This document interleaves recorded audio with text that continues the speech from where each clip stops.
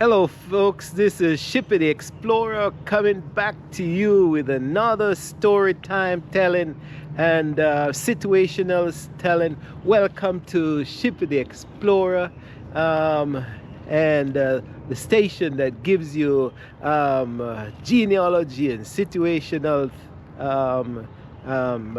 topics and some spiritual encouragement.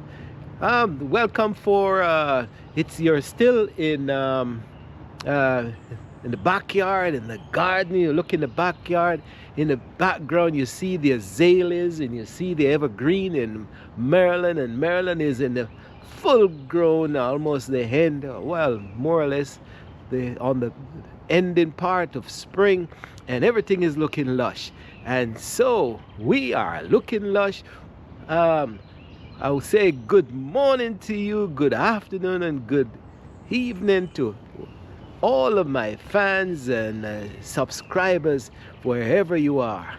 But Shippy the Explorer is back with the storytelling, and I hope you have been enjoying some of those and being informed of some of those by some of those videos, because some of it has some historical information and reminder of when things used to be on the rough side.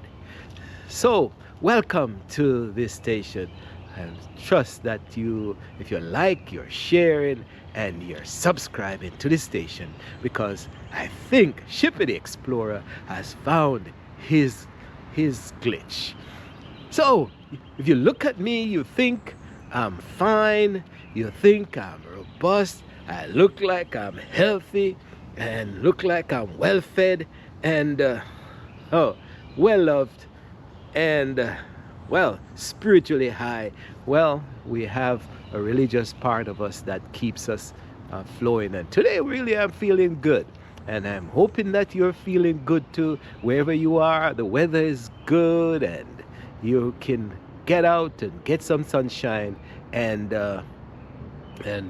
enjoy this beautiful this beautiful world that God has given us. So back to the story of today. We're gonna talk about the kids who were left alone. So they are the box kids. Back in the old days, we call them the box kids, and later on we are calling them the barrel kids. And we're going to look into the possibility that these kids were somewhat pissed and upset with their parents. But here with the story. Back in the it all started well with the migration we have had, the movement of people coming to this Western world, and colonization had taken place, and then after, between 1492 and coming right up to the 1800s, when colonization really kicked in, and people and the Europeans were fighting them way into Africa, the west coast of Africa. And when they had stripped the west coast of Africa, they had even ventured into the central part of the continent, and then also in the Madagascar region, and they had gone round to Kenya and all that on the eastern part of Africa, where they were picking up slaves and they were bringing them to the Caribbean. But so slavery ran from maybe 1600, I would safely say 15 something, 1600, and right up to when the British terminated the slave trade in 1807. Then we had a rush of members having more babies and breeding up the plantation so they can have laborers. And then after this then the slavery started to be extinguished. The real slavery came in the some parts of the Caribbean in 1834, and then in the Latin American countries in the 1860s, and in the Americas 1860, 65, 66. And but then, with 1900, 1903, 1912, then you start to have now a wave of people migrating from the Americas, well, from the Caribbean, and going into the Americas, like in Mississippi and Alabama and Texas, and going right up into Detroit for the car industry, because by the time 1904 and 1917, the car industry had picked up. And so these were vibrant members of the family. And then there were also some that in 1900, World War I started about is it 14 or 15, but by 1917 it had stopped. But you had members moving from the Caribbean under the auspices of the British Crown and going into war. And most of the Caribbean folks were taken from Barbados and Jamaica and Guyana, from the British colonies. They were taken into the northern region, the African region, the Mediterranean region, because I don't think they had looked at them as skilled soldiers and all that. So they took them into a region where they thought they're gonna match their complexion and all that. So we're talking about, let's get into the story. We are talking about people leaving their family. So we have people leaving the family, the men, just picking up and going into war. Well, some of them that chose that made that decision on themselves. So, but when they went, I have an uncle that also migrated, because of great uncle that migrated because of different reasons. Because by 1840s, the gold rush came into the California region, man. And even before that, I'm going to talk about the mass migration and how it affected kids. Even before that, we had the Panama, the Costa Rica region, and the Panama region. The Costa Rican region were now being developed by the United Chiquita banana people, and they were building big mass plantation to have bananas and all that, and fruits, United Fruit Growers or something like that, I think.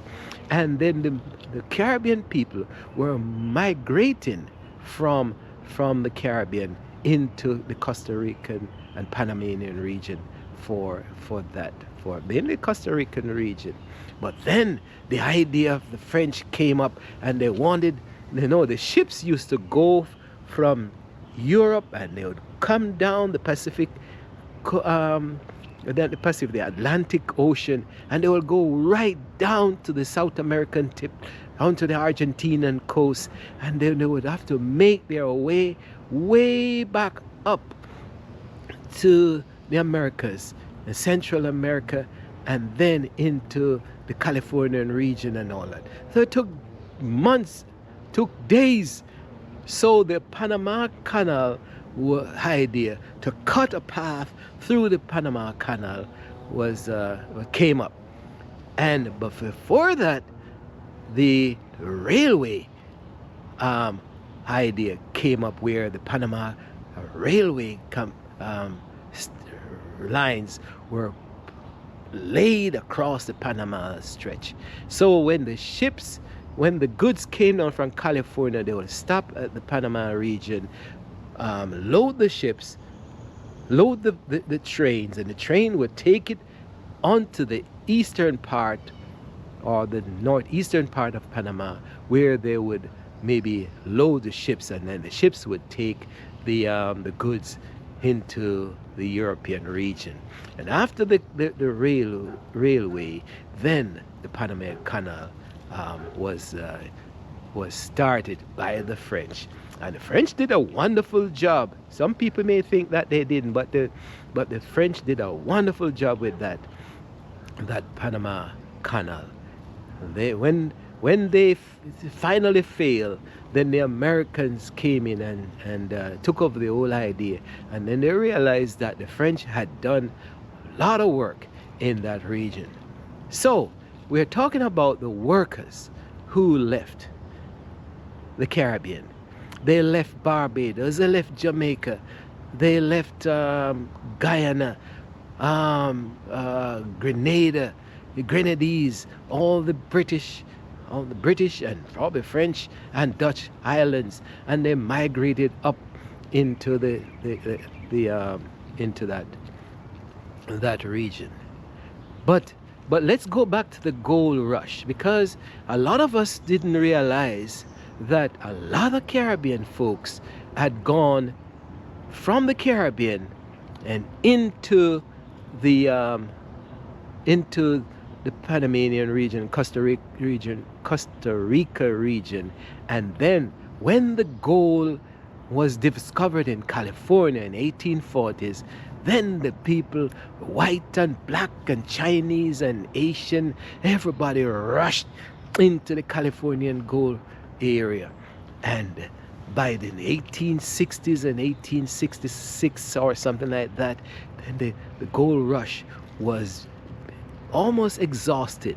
And then you had conflict between the Asians and the Caucasians and the blacks.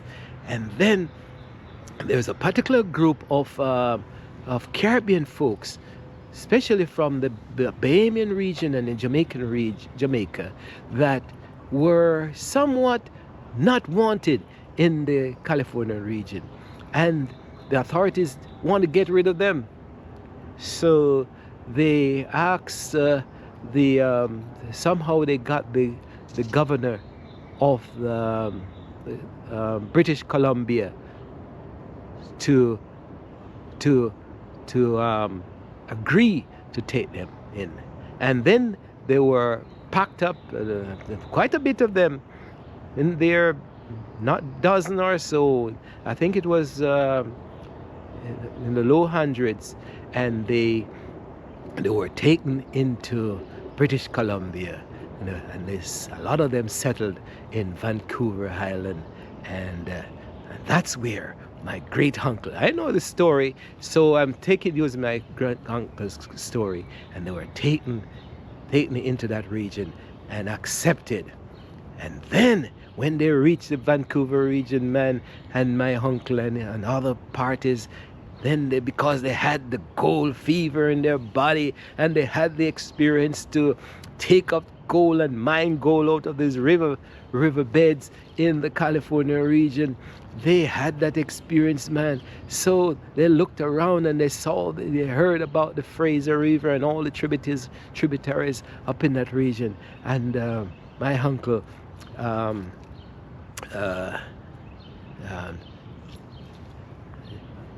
J.R. Giscombe, ventured into the Fraser region with a Bahamian person, and you probably have to get the book and read it, or read up Giscombe in British Columbia, Giscombe.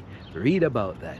And they eventually found gold on one of the tributaries of the Fraser River, and they were at one time they were pulling almost $6,000 worth of gold per month.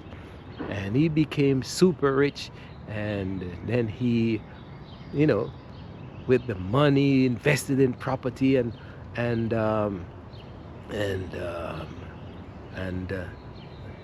properties and more mining, but eventually he had a little problem with renters and collecting money. And then one of those cases, somebody was injured, and one of those cases caused him to just get despondent and just somewhat lost everything. So we are talking about the people migrating. So all these guys are leaving, mainly the men, around this time up into 1900 and 1917, and mainly the men. And so the women were left behind with the kids, and then they had to raise these kids all by themselves. And somewhat money came back, subsistence money came back to look after them. Once in a while a letter would finally come back to these families, and they would live. But the kids on the whole did not know the fathers, because some of the fathers, they died in the war. Some of them, they didn't come back from California. Some of them didn't come back from Canada. And so these kids, that group of kids, really had a rough time not knowing their parents. They probably saw their uncles and other members of the society, where they call them uncles, and took on and get encouraged by other people. So Shippy the Explorer is saying the kids of that era were affected in one sense or the other. But then came World War. Let's jump into this. We're calling World War II now kicked in 1945. World War 44. World War II kicked in, and Germany and England and France and Poland and the whole region is a mess, and they're fighting and killing, and Germany is trying to get across the channel into England, and Hitler is trying to smash the whole region, and he's just sending out his tentacles, and he wants to go into England, he wants to go into Russia. He took over Poland like run over Poland like nothing. So but then when it eventually then it had the mixture of Germany looking at themselves as the ultimate Caucasian of the world, and they call themselves the Aryan race, and they want everybody else, Jews and Gentiles and blacks and Indians and crippled and anybody who doesn't look like them want to be exterminated. And then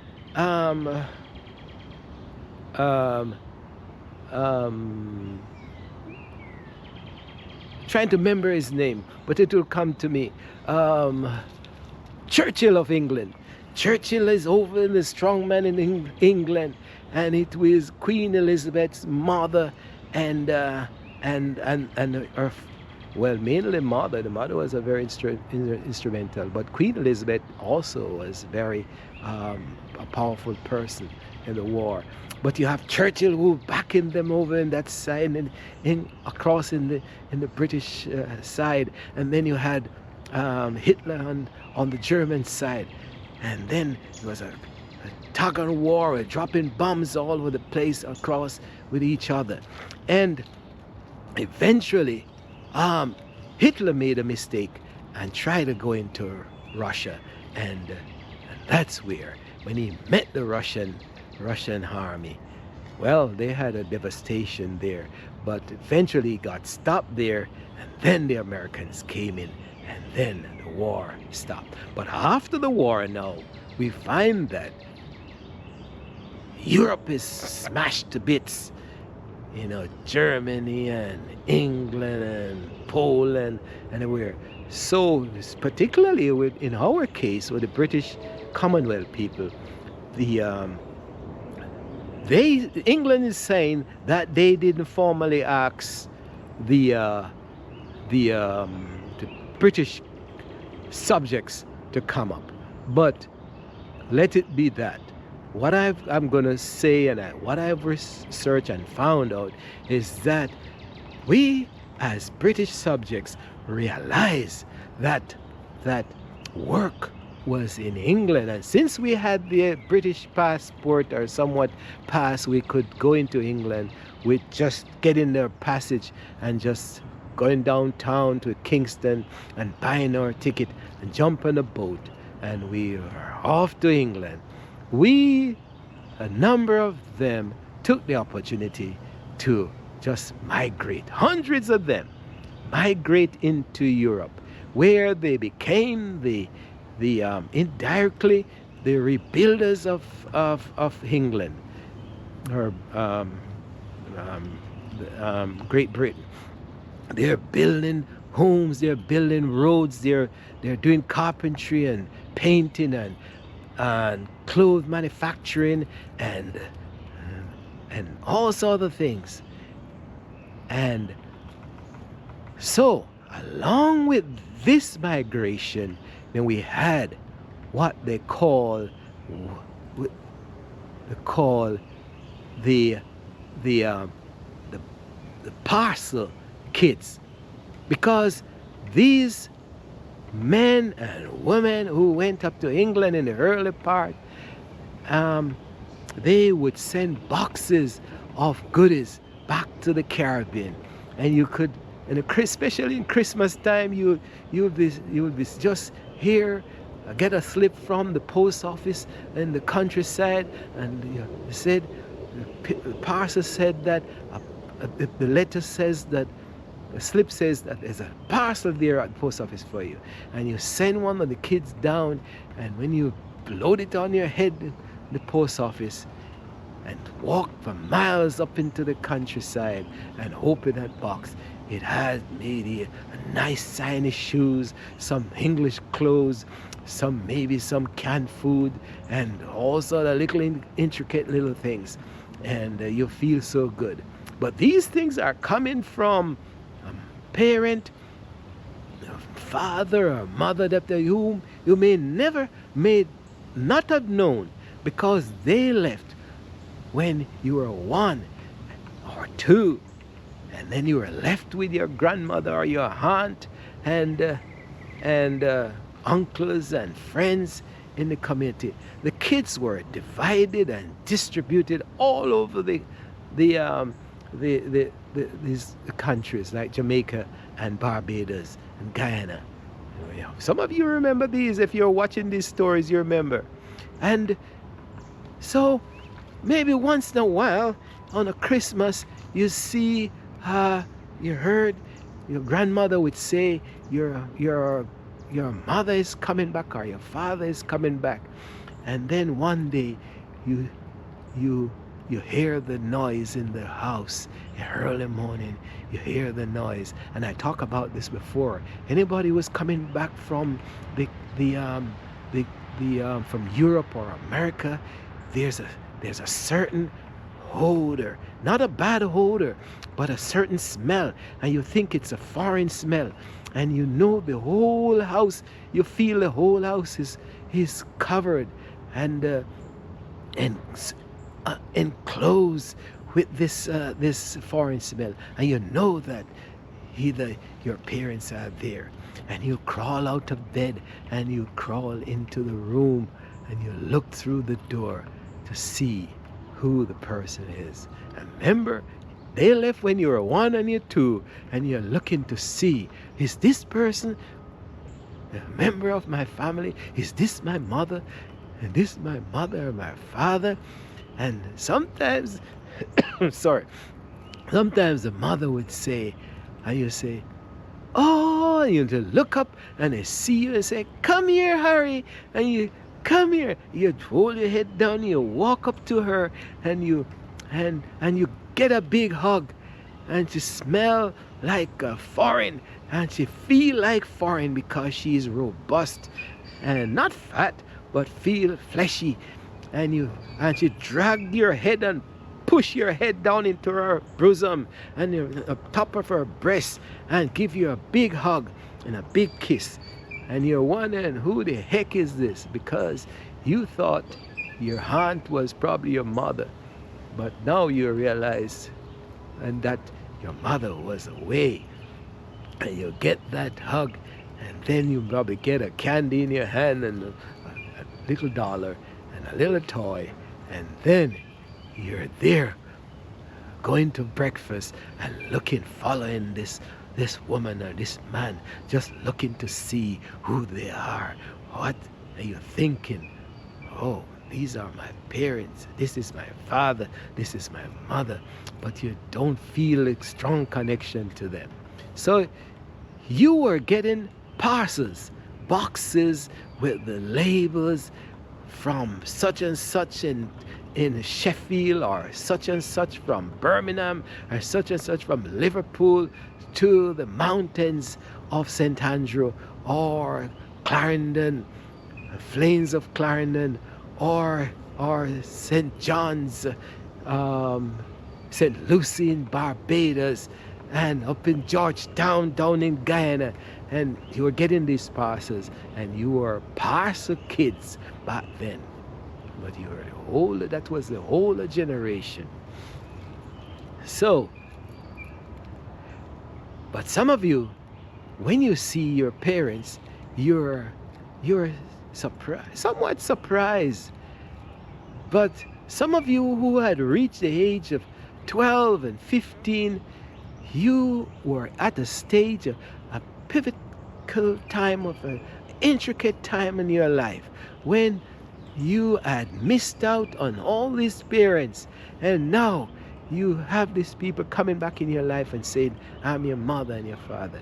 And there's a sense of rejection or tug and war between the love you had, and now you have this dislike or uncertainties that's kicked in.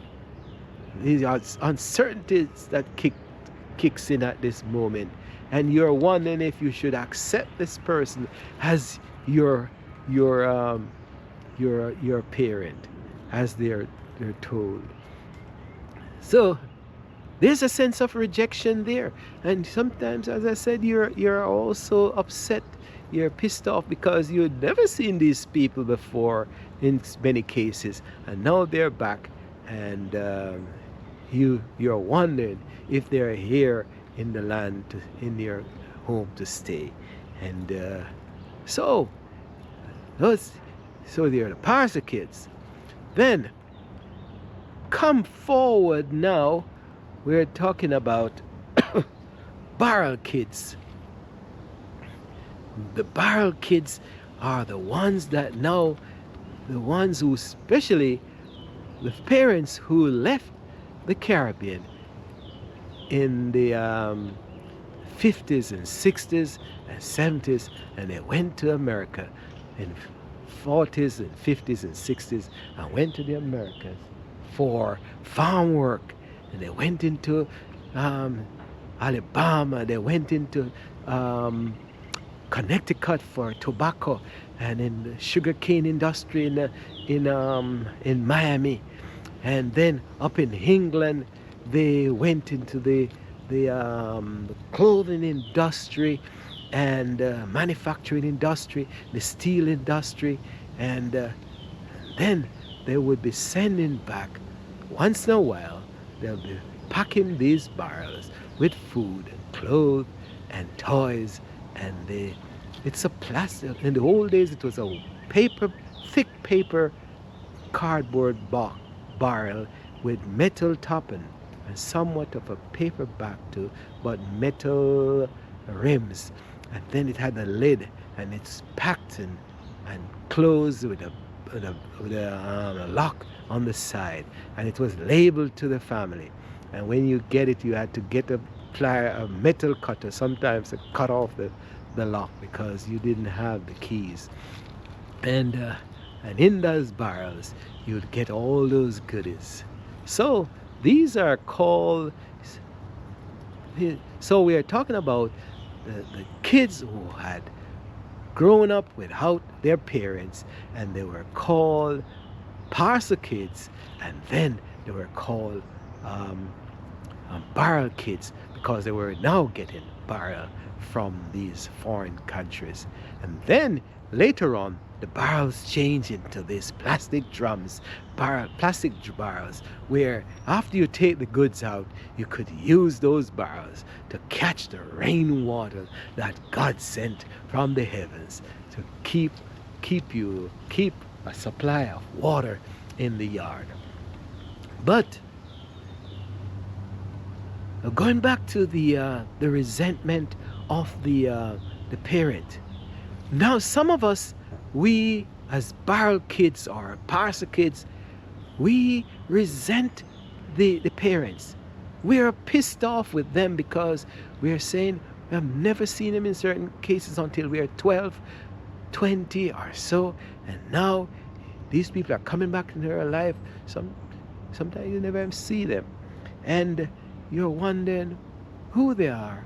But when you were 11, 12 and 13 and you wanted a hug and a kiss from your parents, and your grandmother or your uncle or your aunt was raising stink on you and treating you like a slave, you were being treated in some cases as slave, because a parent who left their kids with others, these others don't necessarily take good care of you.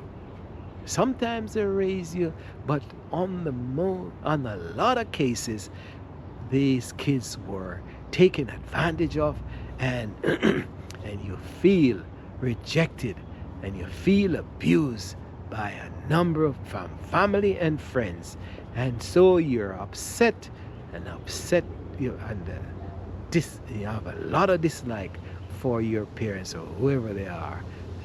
But did you consider now there's another side to this story, and one of these days I think I'm probably going to touch on it, because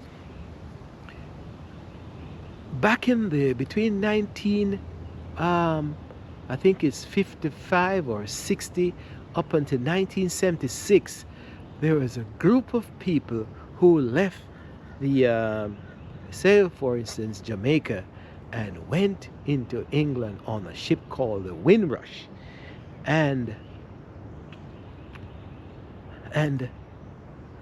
those set of people went into England, and when they came off that ship, they weren't that welcome. I understand they were grouped off and they were cattled down into the dungeons of England. Not even the dungeons, but down in the underground, and kept into underground rooms because there was no boarding. So I'm back with you folks, and I was talking about the Windrush, but excuse the cough. I guess I'm talking so excited. So these guys, these kids, back to the kids, your kids did not realize that when they went into the when your parents were in England, they went up as the Windrush people. The ship was called the Windrush, and those one or two, I think Windrush made a couple of trips, but then the rest of people who followed and went into, especially England, they're all called the Windrush generation. And but they went into England and they settled in and they did their work. But the kids back home, these are the pastor kids and the barrel kids, did not realize the suffering and the difficult situation some of these parents experience in England, because now we understand that as they went up into England, they were refused boarding. People looked at their dark skin or darker skin and did not want to rent them a room because they thought that the blackness of your skin gonna rub off into the sheet, and so they were rejected there. And then when they go to the workplace, some places they were rejected there because they were looked down as not as educated, and people thought they were unskilled. And then so what did they do? I understand a lot of them, some of the few that went, who could get a room, and they were able to procure a room, a rent. Then they started to sleep in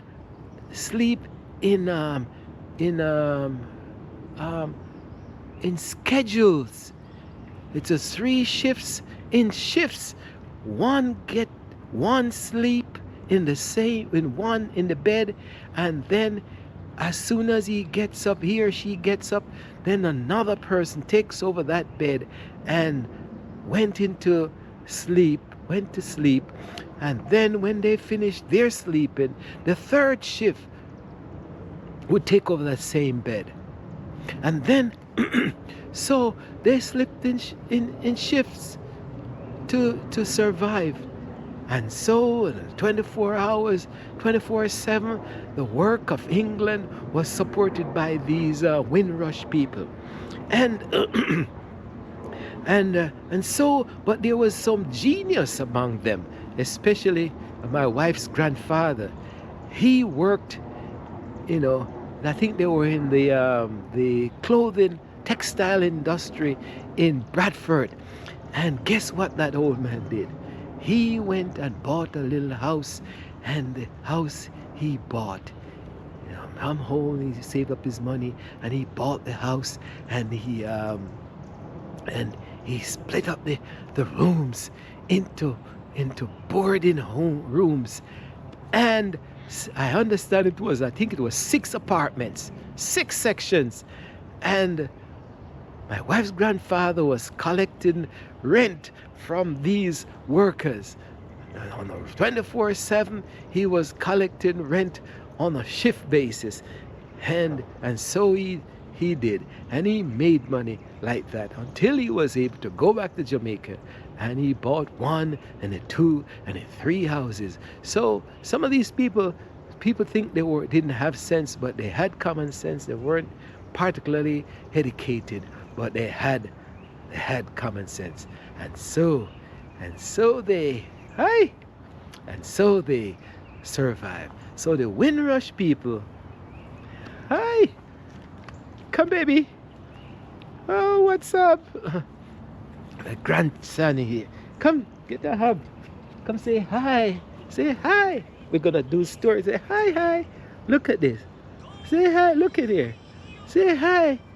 Yes. So we're talking about this is Lily, named after Queen Elizabeth. So you see how we attach to the royal system of England, because even now my granddaughter is named after Queen Elizabeth, and her pet name is Lilibet. So these people, our parents and grandparents who had gone into England, into the Windrush days, they were instrumental in surviving. So the kids of the Caribbean and the Pastor kids and the Barrel kids, we weren't aware of some of the difficulties that these people had. So now as we grow up and learn this history, we are accepting and forgiving these people, because now we're saying that they too suffered, and so we have to forgive them. So I think Shippy the Explorer is saying, we're talking in particular about England, but I suspect that it took place.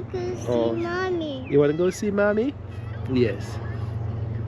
So she wants to go see Mommy. So we'll bring this story to a close, where we talk.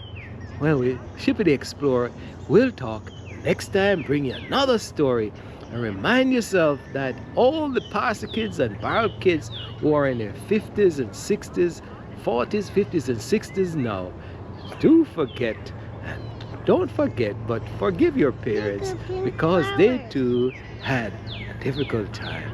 So next time we'll talk about bring us a story come to bump.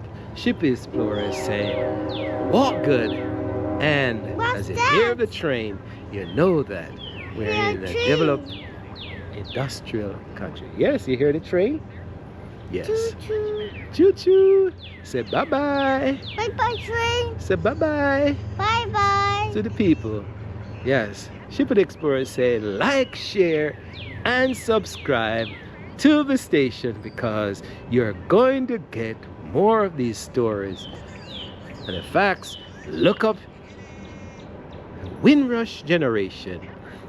Look up the Panama Canal. Look up the California Gold Rush. And you will know that we were part of history. Bye for now. Walk good.